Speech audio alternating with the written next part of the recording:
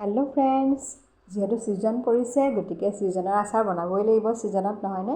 সেইকাৰণে মই গ্ৰেট কৰি ল'লোঁ গাজৰ, ক'বলৈ গ'লে আদা, নহৰু টুকুৰা টুকুৰকৈ কাটি ল'লোঁ, জলকীয়াও টুকুৰা টুকুৰকৈ কাটি পেলাই 2-3 দিন ৰ'দালোঁ, অকণমান হালধি অকণমান সানি।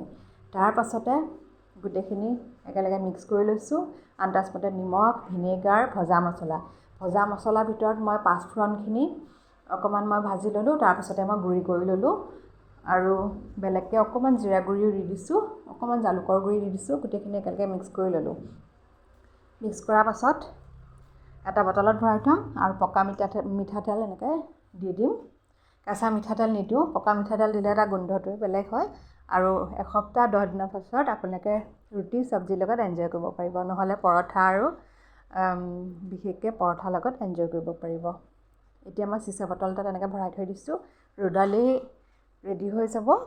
আপোনালোকে এনেকৈও খাব পাৰে, এনেকৈ খায়ো ভাল লাগে। যিহেতু গ্ৰেটেড গাজৰ এনেকৈও আমি খাব পাৰোঁ। আৰু ৰেচিপিছবিলাক যদি আপোনালোকৰ ভাল লাগিছে প্লিজ কমেণ্টত জনাবলৈ নাপাহৰিব। আজি মই এনেকৈ চিম্পলকৈ আচাৰ এটা ৰেচিপি আপোনালোকৰ লগত শ্বেয়াৰ কৰিছোঁ। জলকীয়া গুড়ি দিয়া নাই, ইচ্ছা কৰিলে আপোনালোকে জলকীয়া গুড়ি দিব পাৰে। কেনেকুৱা লাগিছে জনাব।